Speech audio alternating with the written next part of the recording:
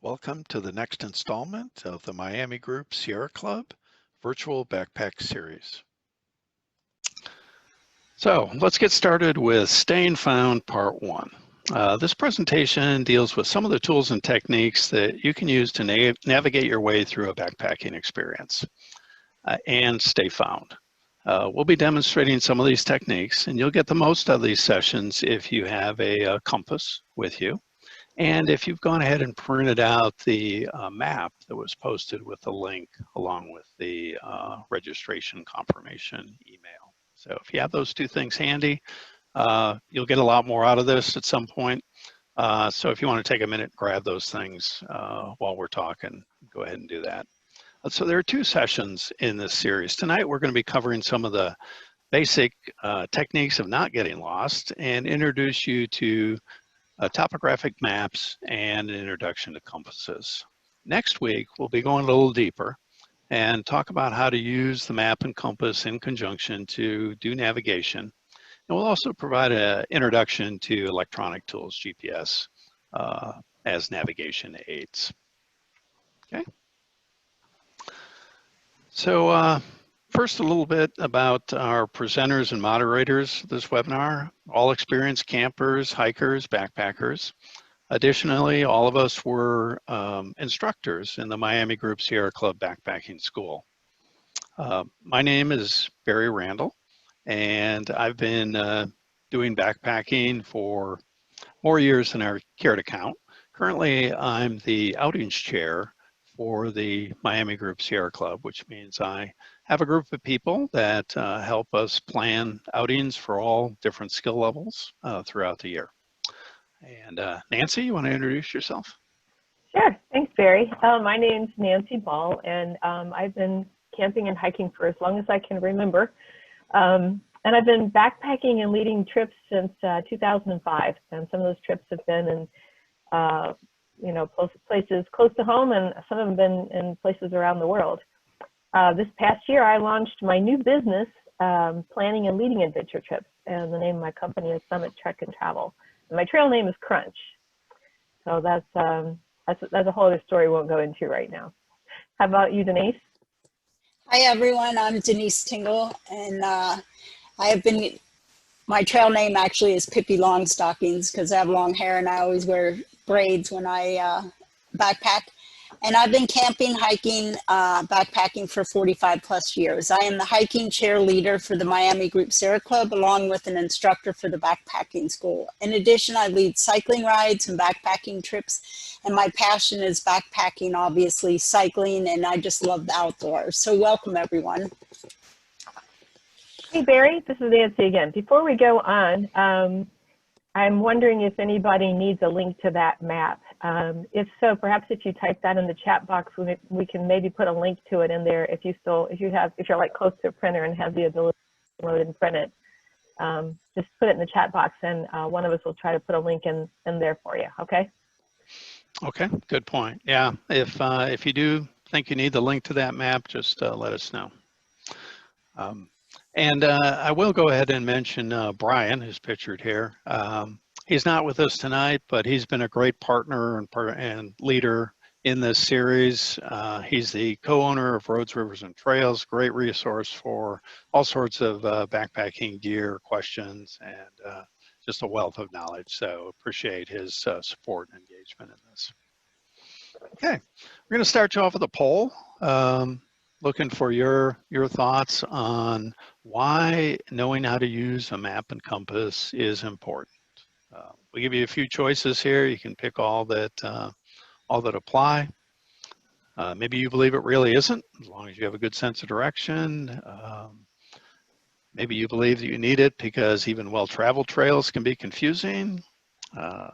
Maybe you don't need it because you just follow the guy that's in front of you.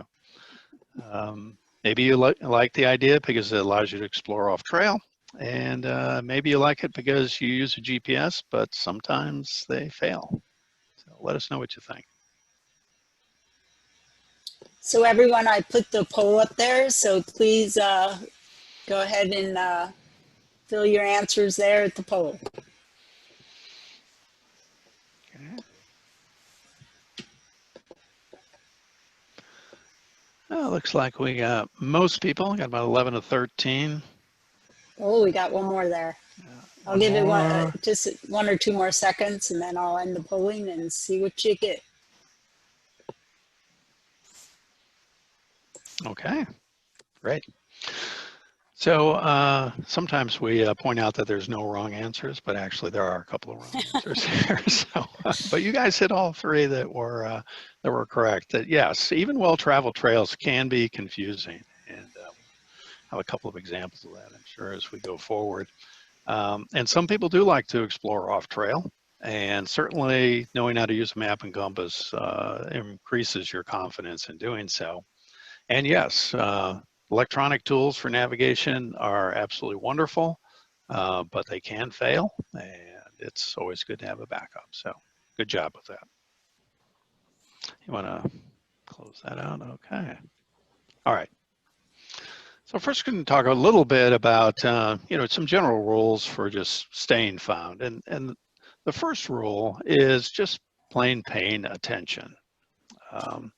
Even well-traveled trails can be very confusing. There's often side trails. If you're near water, there's going to be little trails off to fishing spots and people's personal favorite campsite or whatever. So just a few rules. One is always leave your itinerary and plans with someone. That's kind of a basic rule of backpacking. When it comes to navigation, know your limits. So don't undertake a backcountry, bushwhacking, off-trail kind of experience if you really don't feel like you have the skills necessary to do that. Or take an orienteering class or something like that. There's many of them offered locally to improve your skills before you jump into something like that. Keep track of your location as you're hiking. It's far easier to keep track of where you are than it is to periodically try and figure out where you are.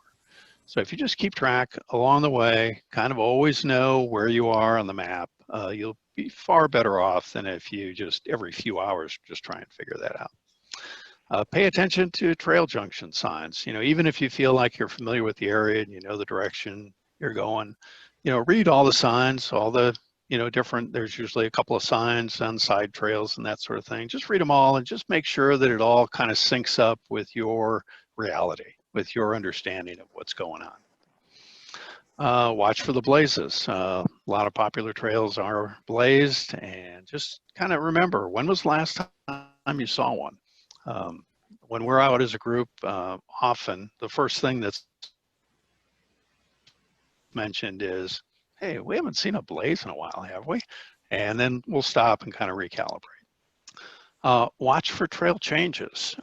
If you notice that the trail suddenly gets less used or more used, or often misleading side trails are intentionally blocked. People are trying to help you out, so they'll lay a log across it or some brush or something to try and keep people on the main trail.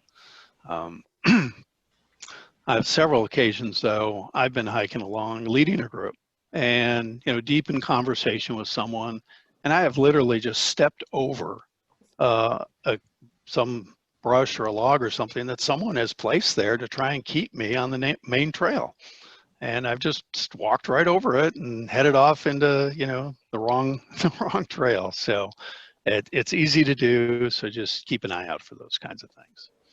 And finally, even if you're following other people, pay attention. And it's always a good rule to, even if you're with a group, try and be somewhat independent in your understanding of where you are and where you're going, because you never know when you're going to get separated from that group. I had one experience, and one of the first times I went down to Big South Fork, and a small group, and there were some fast hikers, and I was hanging back with a woman who was a slower hiker, and the leader of the group was doing a great job. He would stop periodically and wait for the two of us to catch up. But we eventually came to an area where the trail split and paralleled itself for a period of time. And as luck would have it, they took one of those splits, we took the other. They stopped while on the parallel section. We just hiked right past them. We were probably 50 yards away from them. We passed them and just kept going. So of course they eventually got concerned and thought we were behind them. We eventually, of course, got really pissed because they weren't stopping for us anymore, right? But we just kept getting further and further apart. And the real moral that I learned out of that story was I didn't have a map. And we had hiked in the night before, and I really had no clue as to where we were or where we were going. So we were just hiking along. And it eventually resolved itself with a lot of drama and, stress. But it's just a good example of, ever since then, I've tried to be aware, even if I'm not leading, of where I am, have a map, and know what's going on. Okay? All right. So a little bit about your watch, which is one of your key navigation tools. Most people don't think about their watch as a navigation tool, but it really is an important one, probably second only to your map. And if you keep track of how long you've been hiking, and if you know your pace, even if you just approximately know your pace, you can help yourself a lot in staying found. Most hikers are gonna hike between 2 and 3 miles an hour. In a larger group or in rough terrain, that can easily drop to 1 mile an hour. But even so, that at least gives you a rough guideline. If you've been hiking for an hour and you're expecting a trail intersection, but that trail intersection is 5 miles. If you've only been hiking for an hour, I can guarantee you have not hiked 5 miles. No one backpacks 5 miles an hour. And so if you come to a trail intersection and you're thinking, oh, I'm here, well, if you got a watch and if you know roughly what your pace is, you know you're not there, right? Because there's no way you went 5 miles in an hour. If you're not sure how long you've been hiking, we've just been hiking a couple hours, I don't know, then you're going to be a little confused as to whether that intersection is really what you're looking for. So keep track of the time, know your pace, and you should always kind of know the next landmark and approximately when you expect to get there. So we should get to the next trail intersection by noon. And that at least, again, gives you some approximation to keep you on track, keep you from making an early turn or just getting off track. If you have a digital watch, many digital watches today have a compass built in. Many of them have an altimeter built in, both of which are useful navigation tools. But even if you have an old analog watch like we've shown here, you can actually determine compass direction with an analog watch.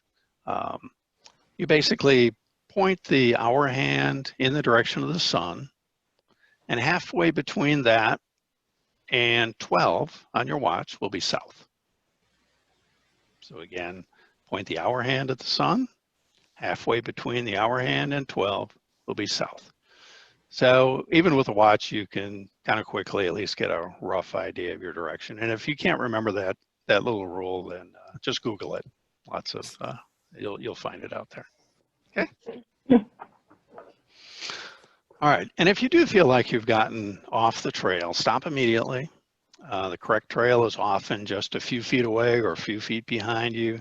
Backtrack if necessary. Don't ever feel bad about going back, because when was the last? Think about when the last time was that you were actually certain of the trail, and if necessary, backtrack to that point and kind of reestablish your bearings.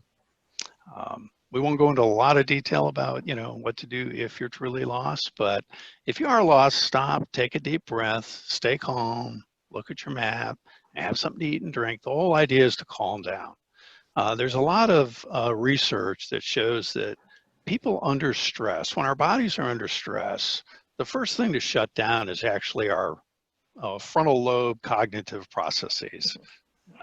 We go into fight or flight mode. So if you're under stress, you're just not thinking well, and it's nothing to do with you. It's just the way we're built. So if you calm down, relax, sit down, your brain will actually start working better. So by all means, stop, relax, and think about, look at the map, try and figure out what's going on. Avoid bending the map. Bending the map is a term that's used to, when we take the physical evidence in front of us and we force fit it into what we want to believe or think should really be going on. So, you know, we're looking at a compass and we're saying, well, damn it, I know that's not north. You know, my compass must be broken. Or, you know, we're looking at a hill and we're saying, well, that must be the mountain over there. Well, no, it's not. You're just bending the map. You're force fitting what you're seeing into what you think should be true. And if it's getting late, bad weather coming, you know, don't wander around in the dark. It'll just get worse. Find a place to settle down, make camp. You know, things will be a lot brighter in many ways in the morning. Okay. All right, so next let's talk a little bit about probably the most important tool in your navigation kit, and that's topographic maps. Okay, so every topographic map, first off, is going to have some indication of north and have some kind of compass printed on it. It might be a fancy one like this pictured here, or it might just be a simple north, south, east, west kind of compass. North is generally towards the top of the map, but not always. You have to be a little bit careful because some trail maps, they print to fit on a piece of paper. So they may actually turn the trail sideways. I know they do this a lot on the Appalachian Trail maps. They may turn it sideways because it fits on the paper better, but it turns out north is not top of the map anymore. So always check and be sure. The map may show declination. This example printed here shows a slight declination. You can see it by this little arrow here versus this star. And then it also actually tells you what the declination is. Declination is simply the difference between magnetic north and true north. Most of you probably know that the magnetic North Pole kind of floats around up in the Arctic. It's not actually literally on the North Pole of the Earth. It actually changes too a little bit over time. So usually declinations come with a date. But in some cases, in most cases, it's really not that significant. But the further north you go, it can make a difference. And we'll talk more about declination later. Okay. All right. Every map is also going to have a scale and a legend.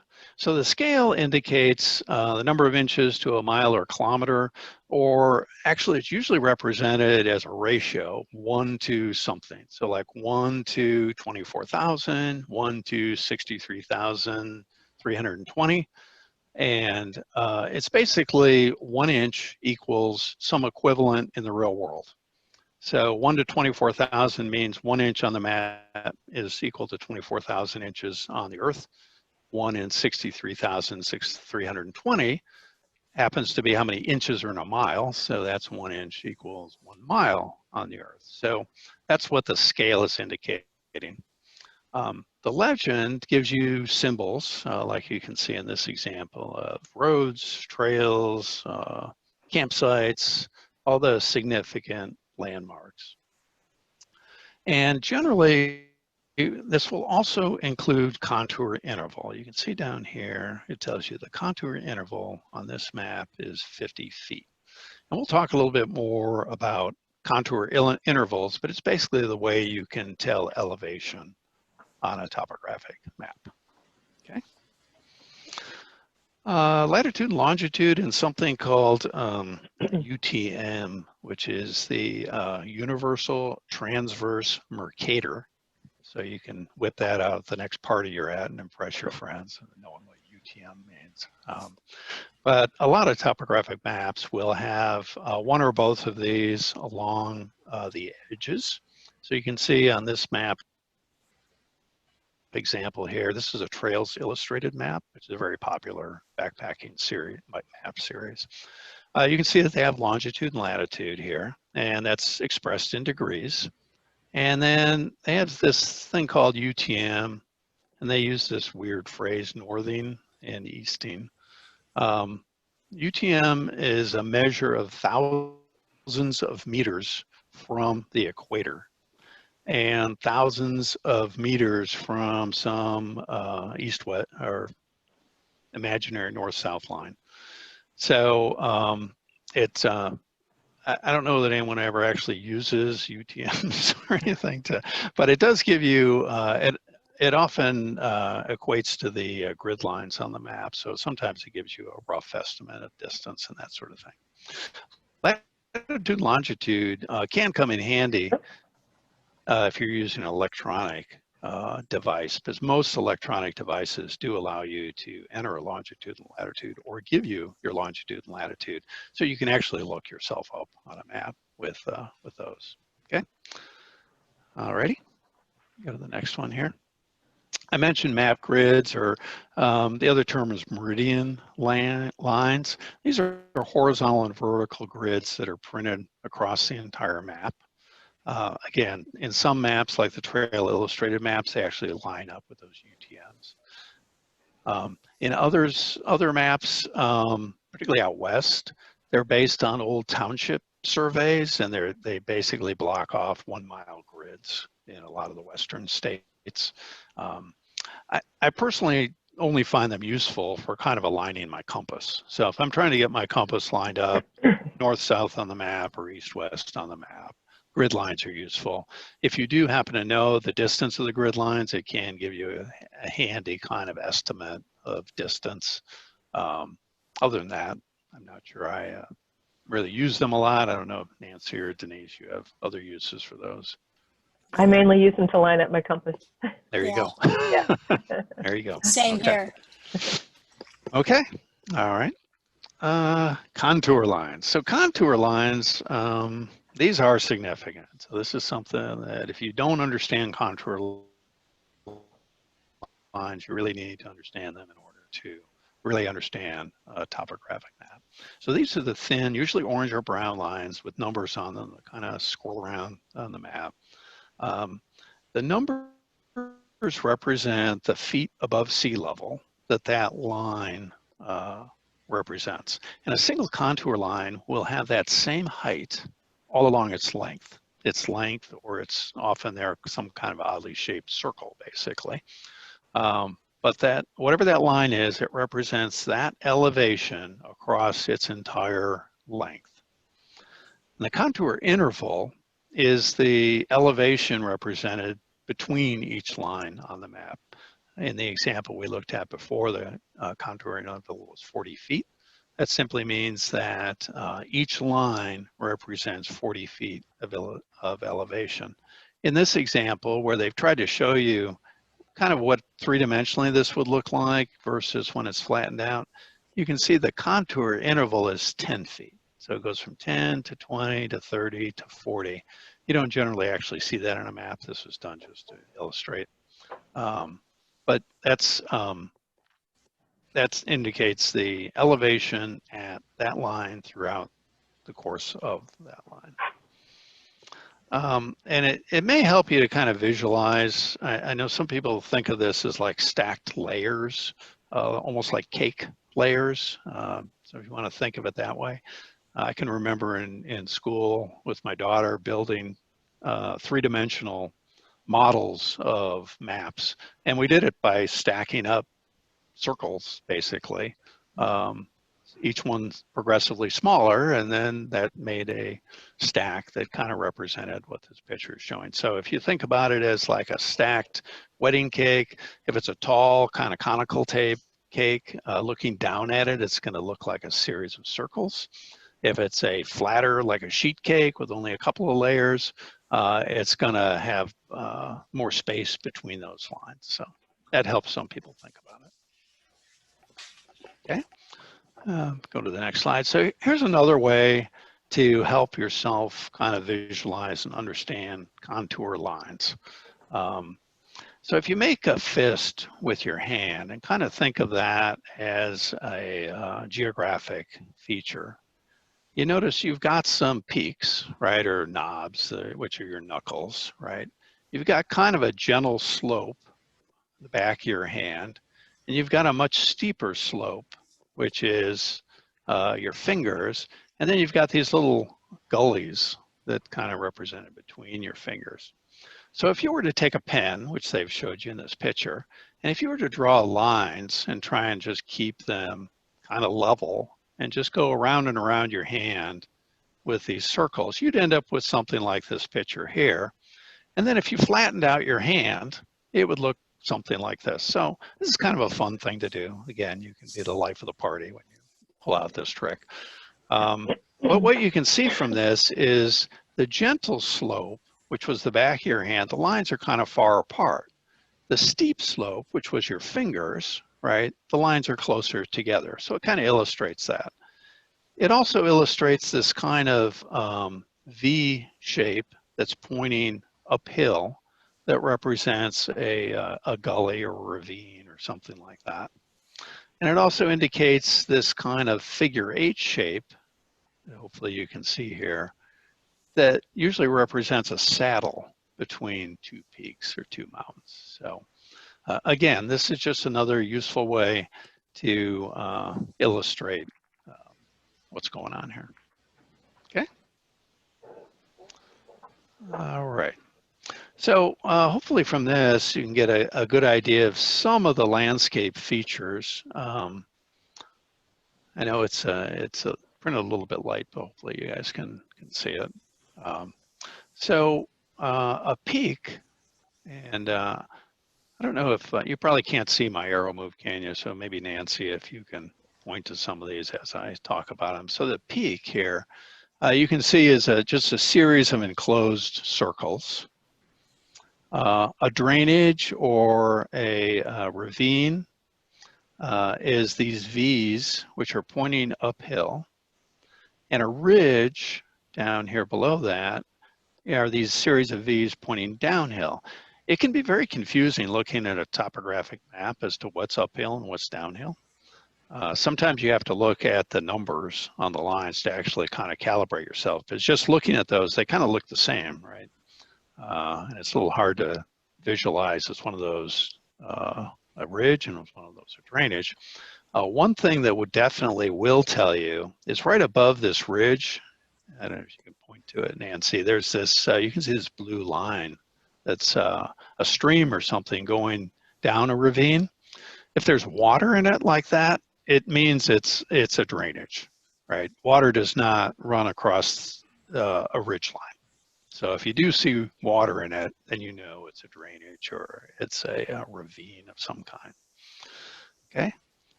Over on the left here, we have an example of a gentle slope. So the contour lines are fairly well spaced, so you know that's a reasonably gentle. And right above it there, you have an example of a steep slope where the contour lines are much closer together. And down here on the left is kind of a flat area, and you know those are basically don't have a lot of lines, right? They're really spread out, pretty much a white area on the map. Okay, so you know when you have an opportunity, take a look at a map, see if you can identify some peaks, some valleys, some ridges, some saddles, and practice. So in fact, we got some practice for you right now. So for those of you who do have a copy of that map, I'd like you to try and do a couple of things on your own. First, find the scale, the contour interval, and the meridian lines on the map we gave you, which is the Panther Town map. For those of you who aren't familiar with Panther Town, if you ever do want a great hiking and backpacking experience, it's just east of Asheville in North Carolina. Just west, I'm sorry, west of Asheville. Beautiful area. So, and now you have a map, so now you can go visit it. But see if you can find the scale, the contour interval, and the meridian lines. Determine the distance from the parking lot at the Forest Service gate to the parking lot closest to Tritt Knob. And I know there's 4 pages to that map because we couldn't get them all on one page. So you might have to dig around a little bit to find Forest Service gate and Tritt Knob. And then just find one peak and that has a name on it. Okay. I can help you a little bit with finding the Forest Service gate. If you can tell by the margins on the map the one that would be in the northwest quadrant, so the upper left-hand corner. That's the page that you'll find the Forest Service gate and Trit Knob on. Yeah, I think it was the second page if you printed it out. Yeah. Okay. So we'll give you a couple of minutes to play with that, and then we'll show you the answers.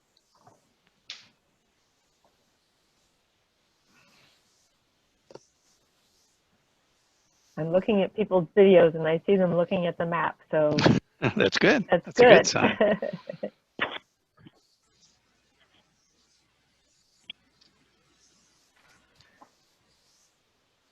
There's sort of a trick question on here too, Barry. I think you know that, right? Yeah, there's actually 2 trick questions. Oh, okay. Yeah, actually, I was thinking about these. I was thinking there's really 2 trick questions in this. Okay. I only picked up one of them.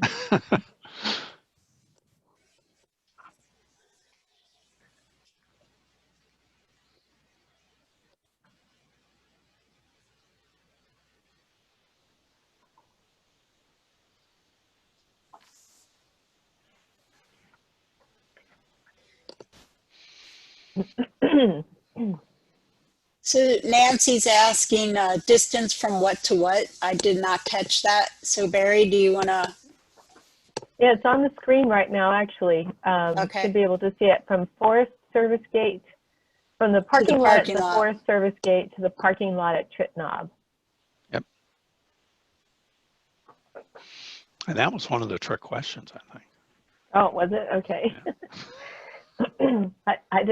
I didn't pick up on it being tricky. You'll have to. Well, I know we didn't intend it to be a trick question.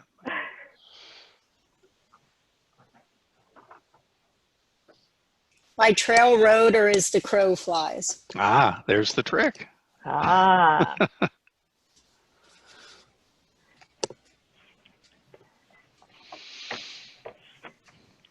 That is a very good question. Which do you want to define, Barry? We'll answer both. Okay. Yeah.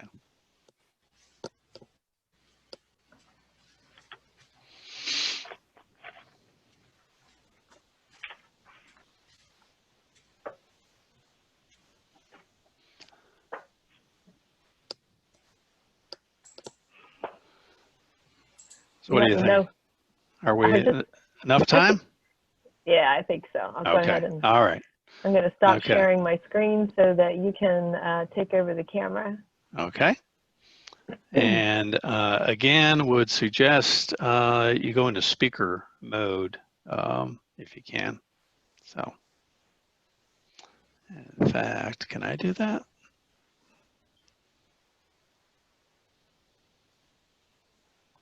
Speaker view. Okay. All righty. So hopefully you guys can see the map here. Can you see it okay, Nancy? I can see it. Can you share your screen to make it bigger? I can try, yeah.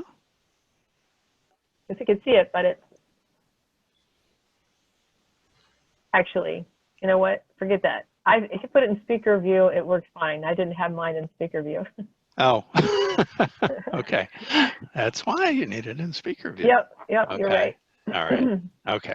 So first off, a couple of things that maybe were part of the question and maybe not. I don't think we asked about the true north, but if you notice on this map, this has just got a simple little north, south, east, west indicator. So north is actually at the top of this map as one would normally expect. Down here on this page is the scale. The scale is 1 to 24,000. So 1 inch on this map equals 24,000 inches in the real world. 24,000 inches is about, what, 1/3 of a mile, a little over 1/3 of a mile, okay?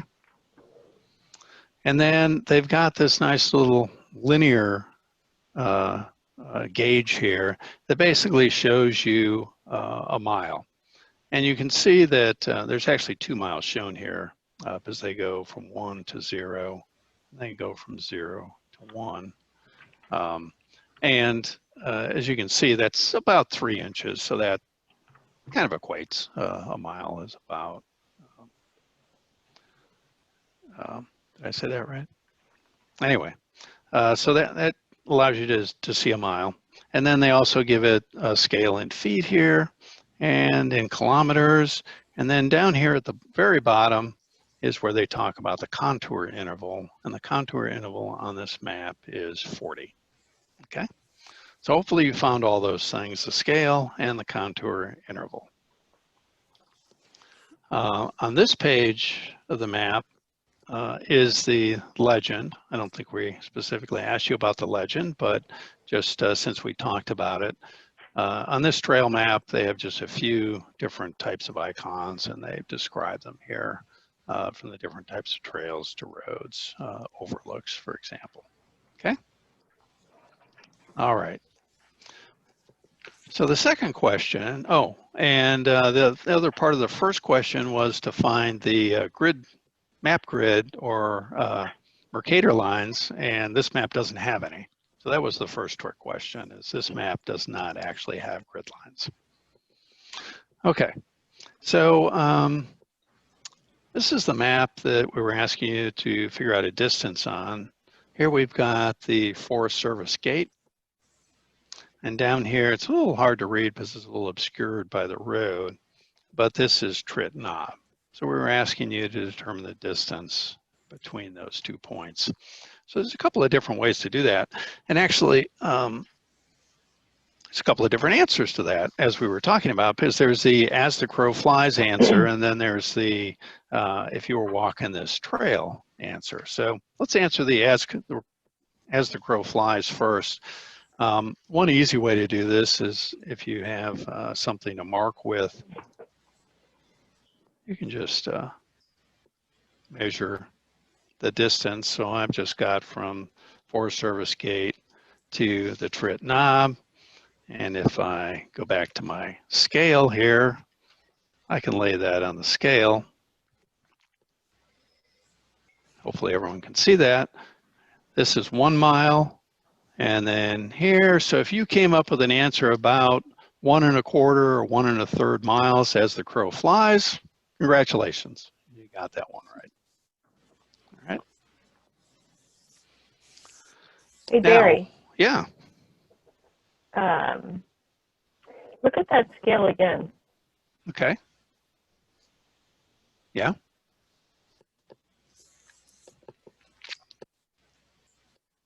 I can't hear you.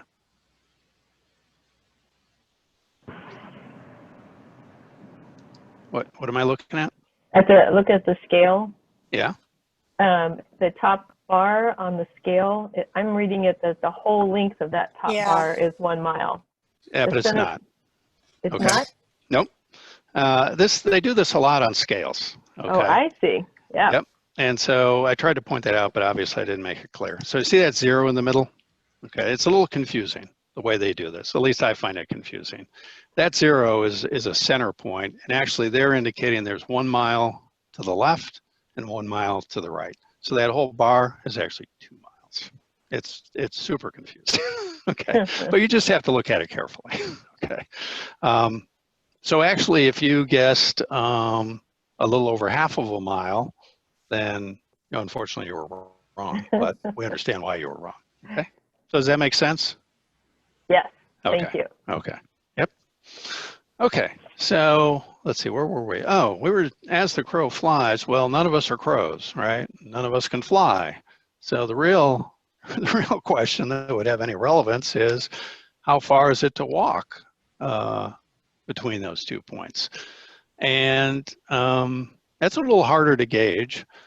They actually make a little device. It's a little wheeled device that you can run along a map that actually records inches. I don't actually own one, but they're kind of cool. And if you really wanted to do this, you could kind of wheel that along and try and figure out how many inches that is. The method I use and the most people I'm familiar with is a string method, where you just take a piece of string like this, and you're going to start laying it down over this trail. And you're not going to be able to see this real well because my fat hands are in the way. But I'm going to just take this string and I'm going to start just bending it around, following the contours of that trail as best I can.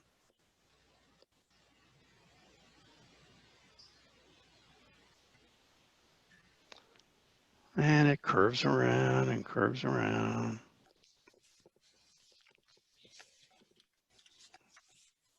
And apologize that you can't really see this very well with my hands in the way. I'm basically just following that trail with the string, kind of using my fingers to hold it down as I get to key points and junctions. So I just got to the road. Gonna go up this little curve on the road, down here to the parking lot. Okay, so now I've got a string that is the basically walking length of that trail approximately. And I can lay it down on my line here. And like we said, that whole line is actually 2 miles. So it's 2 miles to there.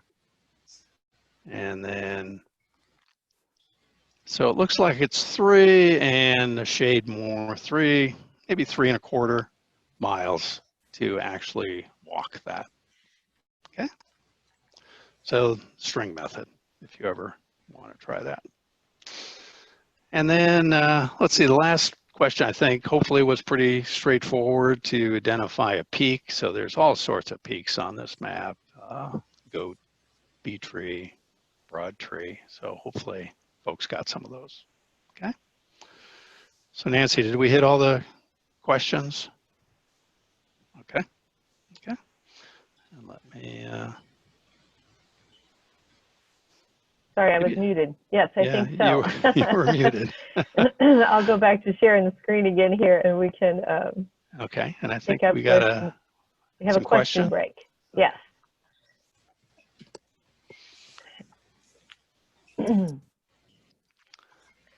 So I don't know. So we're taking a break now at this time. So anybody who had a question at this point, if you want to utilize the chat box to type it in, this would be a good opportunity. If you don't have questions yet, I'm sure you will before we're finished.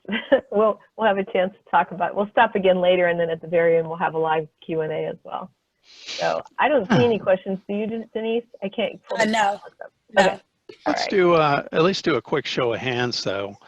So how many people got that first question right? Were you able to find the scale, the contour interval? So yeah, either raise your video hand or your real hand, one or the other. Okay, people were able to get that. How about the distance? How many people? I see about 3 hands. Yeah. Okay. And Vince and Mary Jo did have a question. Do you usually measure out distances with the string before you leave or in the field? I generally use that method when I'm planning a trip. So when I'm trying to look at a map and figure out what's going on, how long it's going to take me to get to point A to point B, then I'll use that method. Actually, we just did a canoe trip up in Boundary Waters, and we spent an evening huddled on the floor with the maps and a string, trying to figure out how far the route was, because of course it winds around through lakes and around islands and that sort of thing. So very similar principle though. And so yeah, I use it for map planning. I'm not sure I've ever done it in the field. I don't know. Nancy or Denise, what are your? No, I haven't either. Yeah, no, I would normally use it for planning purposes, as you said, Barry. Right. I guess a time when I might use it in the field is if when I got off course, if something caused me to have to change the route that I was on, maybe I got off the trail, maybe there was a trail washed out or something, then I might do that. But I've fortunately not had to do that. Yep. Okay. And Peggy said, I used the inch measure on the end of my compass to estimate the distance. I got 3.4 miles, so pretty close. Good job, Peggy. Yeah. Actually, that's a great point. Yeah. Many compasses, you'll notice, and I'm sure we'll talk more about this, along one edge, they will actually have a ruler. So this one has one in inches, and it also has one in millimeters. So yeah, that's actually a great tool to, just lay on the map. You can use the compass as your ruler and then just translate that into the scale. So, yep. Good job, Peggy. Yeah. Okay. We're going to move into now just sort of a few beginning exercises actually using the compass and talk about those. We've got about 10 minutes left, so this part will go pretty fast. I'm going to kick it off with another poll. Denise, if you would launch this poll. So the question is, which of these things can affect the accuracy of your compass? You see a whole bunch of things: power lines, flashlight batteries, appliances, declination, roasted marshmallows, metal screws or rivets, construction beams, local attractions, car bodies, and tall buildings. So go ahead and select all of the ones that you think could have an effect on the accuracy of your compass, and then we're going to talk about that a little bit. I don't see anybody doing that yet. I don't either. Come on. Oh, there we go. There's some numbers starting to fill in now. Okay. I was a little worried that maybe... They're thinking hard about it. That's good. Yeah. Well, there's a lot to read on that slide, too. Yeah, there is a lot of answers. Yeah. So I do see people answering now, so... Yeah. Cool. I'll give you another moment or two, since we're only at like 53% of people participating. It's going up now. Yeah. And I'm watching somebody, I can actually see it this time.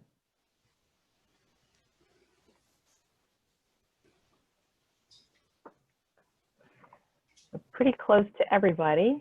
Yeah. I'll go ahead and end the polling and share the results. Okay. Thank you, Denise. Mm-hmm. Okay. You guys did a great job. Nobody picked roasted marshmallows, which I'm kind of disappointed. I was hoping somebody would pick it just for fun, and it's only in there for fun. And you can see there's some variation in the number of people who checked each of these, but the truth is everything on that list except for roasted marshmallows can affect your compass. The marshmallows are just in there for fun. As Barry mentioned earlier, somewhere up near the North Pole, there's a large magnetic field, and the magnetized end of your needle and your compass will be attracted to that field. But it's a long way away. And there are other magnetic fields that are closer to you, that if you get too close to those, get in the range of other things, they can actually pull your compass needle off course, even though they're not anywhere near as strong as the magnetic field up near the North Pole. So in fact, if you were to put your compass flat in your hand and walk around inside your house, you're going to find places where the needle just moves around. It wanders all over the place.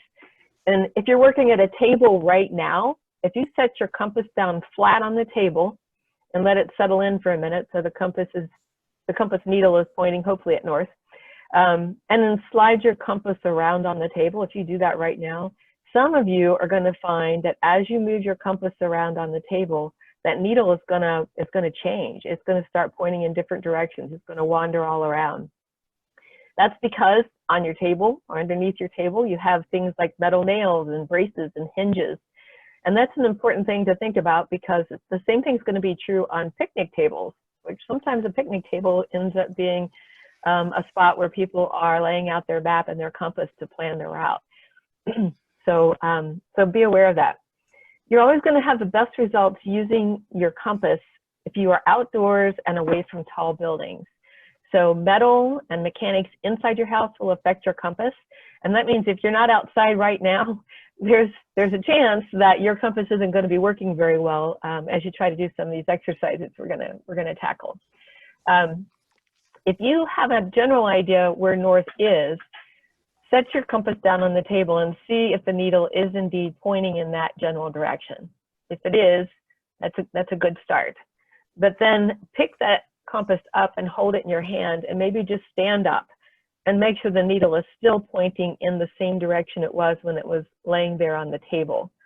If it moves around, you might need to move to get to a spot where the needle stays steady at one place that is pointing generally where you know north to be. Otherwise, these exercises we do might be difficult. Okay, not a whole lot you can do about that right now, except maybe move a few feet around from where you are. By the way, on that list, everything is probably pretty clear. Declination, Barry mentioned earlier, and we're going to talk more about that next week, just a little bit more. But local attractions on here, that does not mean things like Kings Island or the golf course. That's talking about things like iron or nickel deposits near the surface of the earth that might be somewhere near the area where you're using the compass. And there's not a whole lot you can do about that except be aware that it does exist, it can happen, and find some other things to double check the accuracy of your compass when you need to use it. So things like the sun, because you should have some idea of what part of the sky the sun is in, or other known locations in your surroundings, just so you have a way of making sure that what your compass is doing makes sense. Okay, well, let me make that if you did, okay. Sorry, I had to make the poll go away from my screen. Okay. There we go. All right, let's talk next about the parts of the compass and actually identify them on your compass, the one that you're looking at. And let's start with the base plate. So the base plate is this clear rectangular base that constitutes the bottom or the floor of your compass. The second thing is, oh, and as Barry mentioned before and Peggy mentioned, along the sides of that base plate is where you will oftentimes see a ruler actually etched on there or printed on there. The second thing to notice is the direction of travel arrow. That's this line right here. You see it has an arrow at the end of it. That arrow is going to be, when you set your compass up properly, that arrow is going to be pointing in the direction that you want to travel to reach the destination that you're shooting for. The next thing is the compass housing, and that's this circular section of your compass right here, which actually moves, it rotates. And in fact, I'd like you to just kind of put your hand around that and rotate it one way and then back the other way so you can see that it rotates. And then notice as you're rotating the compass housing that the compass needle, which is this right here, is not rotating with the housing. The compass needle should, if you're holding your compass flat, the compass needle will keep pointing in at the same place in your house, in your room, or outside, wherever you are, and it will not turn as you rotate the compass housing. That'll become important as we go forward. The next thing to notice are the orienting marks and the orienting arrow. So the orienting arrow is this thing right here that I've got the highlighter on. If you take a look at it, in a way, you can kind of imagine it looks like a guardhouse. Like these little chevrons at the top might be part of the roof of a guardhouse. So we're going to call that the shed. That's going to help us with a little memory thing later. So the orienting arrow is always going to be aligned with the in on your compass, on the rotating part of your compass. And then these lines, the orienting lines or the orienting marks, will be parallel to it. So all of those will always be pointing or running in the direction of the in on your compass. But you'll notice right now, the in is not actually at north because your compass is pointing this way, okay? Speaking of the compass, notice that this end is red. The north end of the compass needle will always be red. The other end, the south end, may be black, it may be white, it may just be metallic, but the north end of the compass needle will always be red. It's easy to get mixed up between north and south, so remember that. You're always looking for the red end to be the north end. And then the last thing that we're going to look at right now is the index pointer, which is this line right here. When you rotate the compass housing, which you probably have already noticed has numbers 0 to 360 around it, those are the degrees from north that are listed. And those degrees represent the bearings that we're going to be talking about. So if you want a bearing of 220 degrees, you're going to rotate the compass housing until 220 degrees lines up with the index pointer. So the index pointer, all you really need to think about is that is where you read the bearing. Some of these things will start to make more sense as we go forward. So let me just move ahead. I'm going to just make a quick point about terminology. You will probably hear us and other people refer to a heading, a bearing, or the azimuth when we're talking about the direction when you're using a compass. And there are technical differences between these three terms. You can read them here on the slide. But for all practical purposes, when you're using a map and compass for navigating on foot, these terms are pretty much interchangeable. So we're not going to really get into that because we don't need to throw one more thing in that just gets confusing. What that means is that in general, whenever someone says, you know, set a bearing 320 degrees, at 320 degrees, or at 10 degrees or 15 degrees or whatever it is, it means that many degrees from north. If you look at this compass here, this picture of this compass, here is north. Away from north would be around this direction. You see the numbers around the outside of the compass housing are getting bigger. There is 320. So 320 degrees will, when we're discussing that, will mean 320 degrees from north. And I don't want to confuse you, but just know that if you hear somebody talk about a heading that has two directions in it, so both north and west, or north and east, or southwest and southeast, they're talking about something different. They're talking about where it lies in one of the four quadrants of your compass. I'm not going to go into that because, again, I don't want to create confusion. We won't be using this method of stating a bearing at all for this training. I'm only mentioning it because you may hear it used in other cases. Pretty much the only time that gets used is during marine or aircraft navigation. Or I should say it's the most common, most frequent time that would be used. I don't know that I've ever heard anybody use it in trail work, and I wouldn't expect that you would. Moving right along. The next thing that we're going to talk about, I mentioned before that the red end of the compass needle is always the north end. That's the end that's magnetized to point toward north. When you're going to find a bearing, the first thing that you need to do is rotate the compass housing, and we're going to demonstrate this in a minute, so just bear with me. But rotate the compass housing until the bearing that you're shooting for lines up with the index pointer. Or if you don't have an index pointer on your compass, line it up with the direction of travel arrow, which is this arrow here. So in this case, you'll see that the compass is set at a bearing that's approximately northeast. That's about 270 degrees. But that's not the direction the compass is facing right now, because you see here, the north end of the compass isn't at home yet. In order for the compass to be properly aligned, we have to make sure that the north end of the compass lines up with the I just lost the name, the orienting arrow. Sorry about that, a little bit of a blank for a second. The orienting arrow, which is this thing here that I said, if you use your imagination, looks like a shed. So what we would have to do, remember that the compass doesn't move when we turn the compass housing. The compass needle does not move. So we're going to turn the compass housing around until this section here, the shed that we just talked about, moves around and ends up underneath of the north end of the compass needle. Once you've done that, you turn the whole compass around. I'm sorry, I think I just stated that wrong. Let me rewind, because I probably just confused you. I just confused myself. Back up here. So we've got it set for a northeast bearing. We set it there by turning the compass housing around. Now we have to turn the entire compass so that everything floats underneath of the compass needle and causes the orienting arrow to end up underneath of the north end of the compass needle.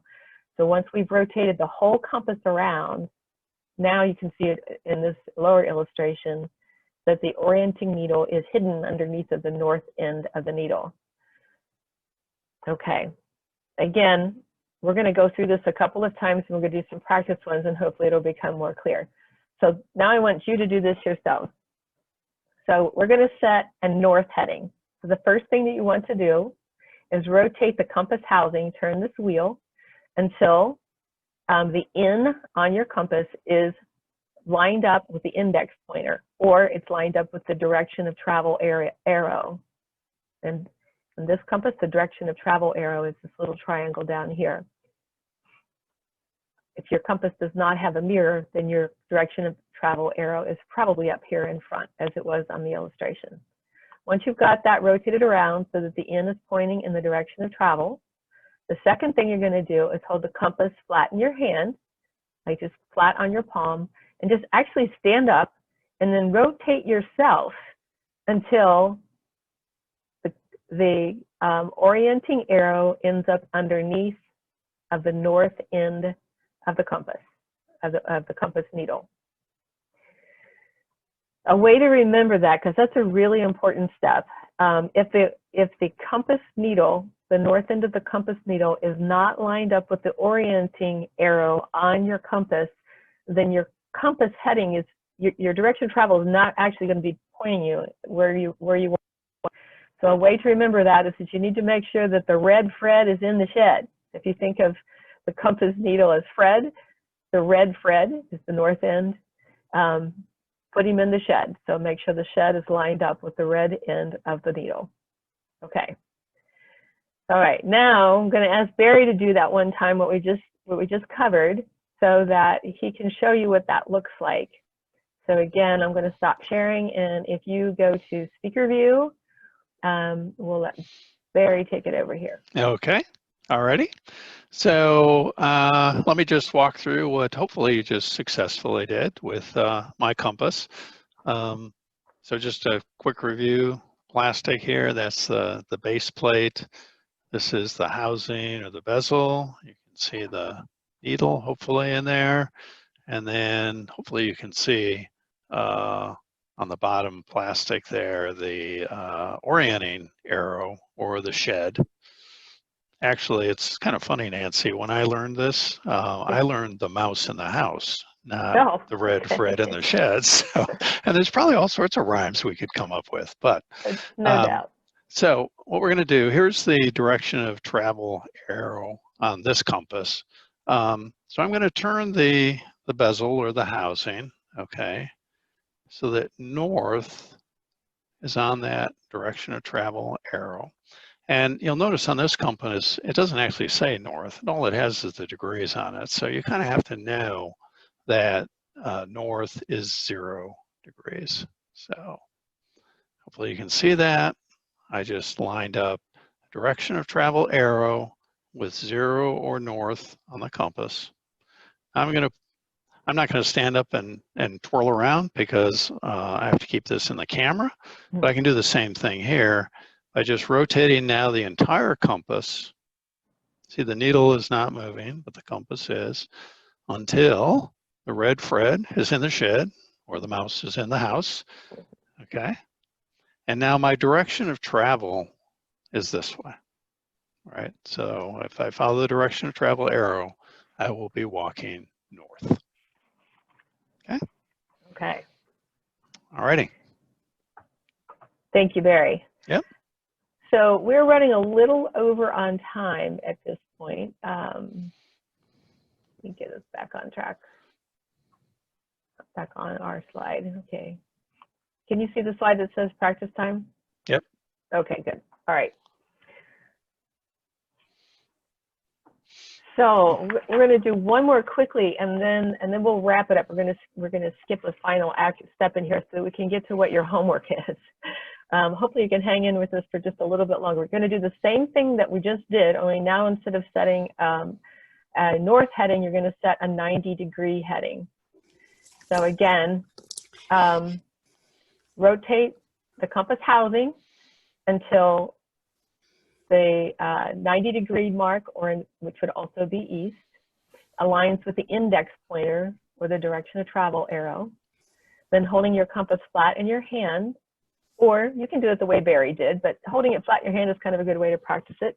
But rotate yourself and the whole compass until you're going to be moving in this direction. I'm sorry, this direction, until the orienting arrow, I can't talk at all, lines up underneath of the red end of the compass needle, and red Fred is in the shed. So try that one again. And Barry, if you would demonstrate one more time. Absolutely. Thank you. Okay, so here we are again. I've still got my compass set up the way I left it, which is for traveling north.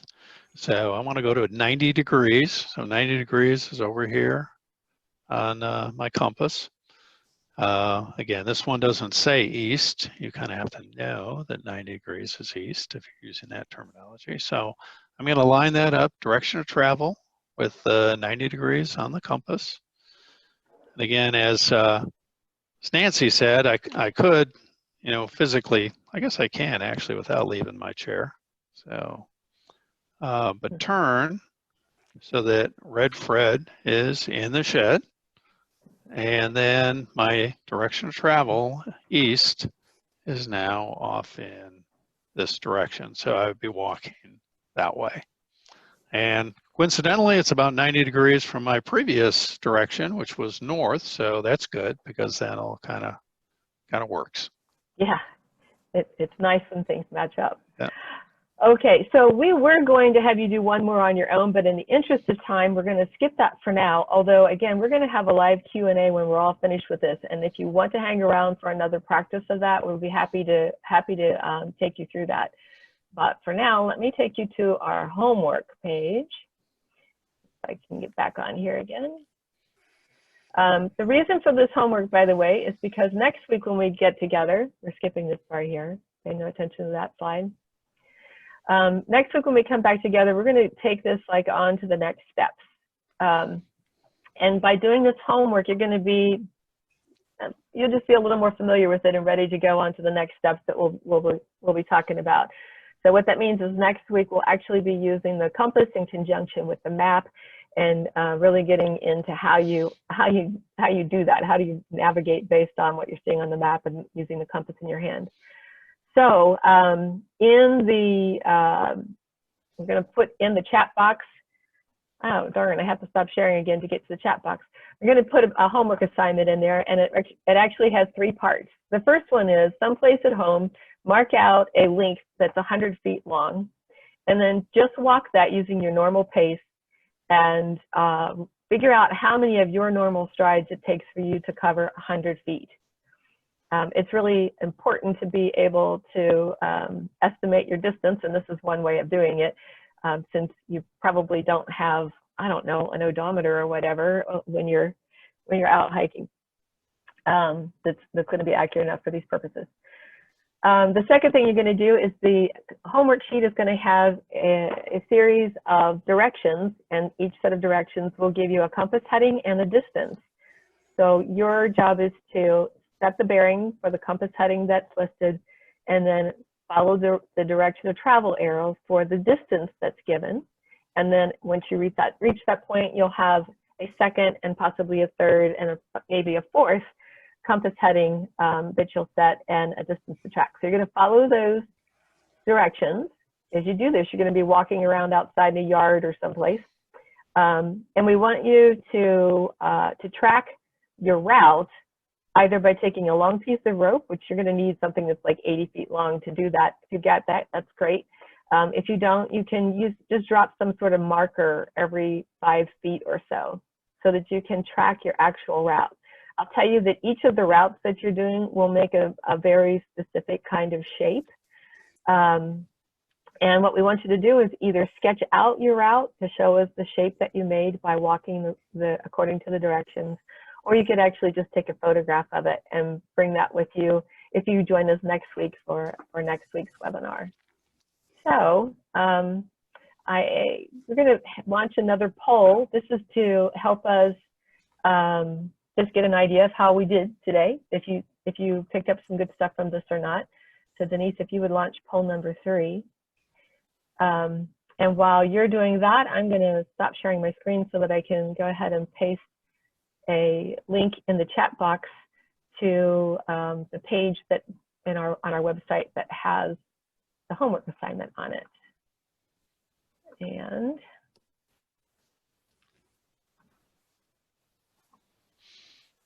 okay.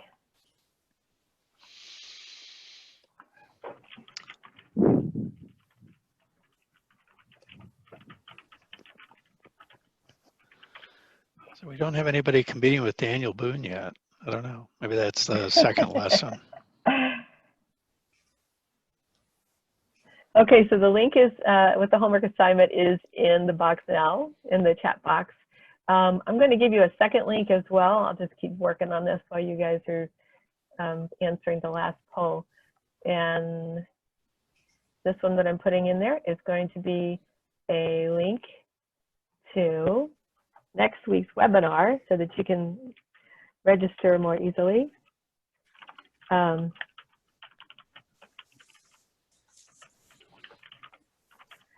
If you plan to join us for that, because we'll be picking up where we left off here and continuing with part 2 next week. Okay, let's see here. Get back on to. Trying to get back to share my screen again. Sometimes. Did you actually put the link in the chat box? I did. Did it not show up? Did you do it to everyone?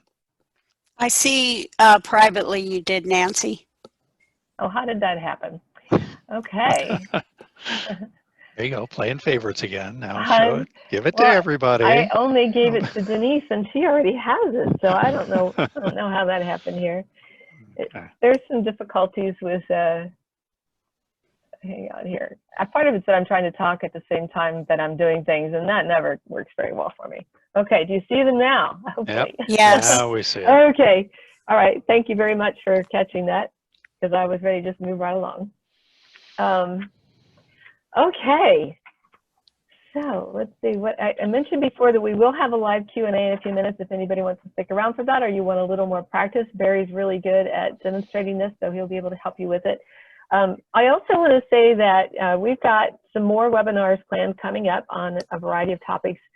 And at the bottom of the screen here, you'll see a link which you can download a PDF of this presentation and get that link to the list that right now it's a short list, but we'll be adding some more onto it. If you download that link, you'll be able to keep track of new topics as they're posted. But also, if you have an interest in these specific topics, please let us know that. You can shoot us a note in the chat box there if there's something in particular that you'd like to know about, and we'll try to make sure we cover that. I also want to let you know, especially for those who've been joining us every week, starting in September, we're going to go to a twice-a-month format.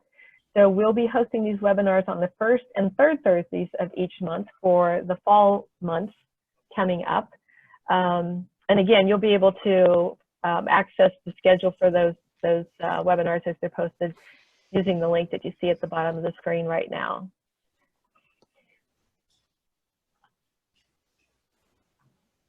Okay, I can't get it to advance. There we go.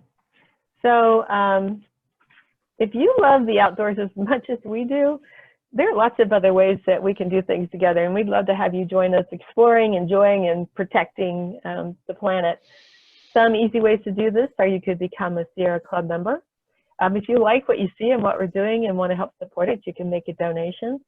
You can join our meetup so that you always find out what's going on in terms of either virtual events, or eventually we'll be back to meeting in person again, and we'll have live in-person events posted. Or you can become a volunteer, and you'll see the links on this slide to do any of those things. Again, the PDF that you can download on the first link I sent you will give you access to all those links. But one other thing I want to mention is if you're already an experienced outdoor person and you have skills to share, we'd love to have you join us on the outings committee. We're always looking for outing leaders who have a passion for sharing their experience with others. And even though right now we're doing this virtually through our webinar series, someday we will be back out on the trails and waterways in person again, leading Sierra Club hikes. And we would love to have you join us if you have experience and a desire to share that with other people. Plus, we always have a lot of fun on the outings committee, so we hope you'll consider joining us. This presentation has been brought to you happily by Roads, Rivers, and Trails, our local independently owned outdoor outfitter in Milford, Ohio, by Miami Group Sierra Club, a part of the country's largest grassroots environmental movement, and by Summit Truck and Travel, your connection for adventure travel.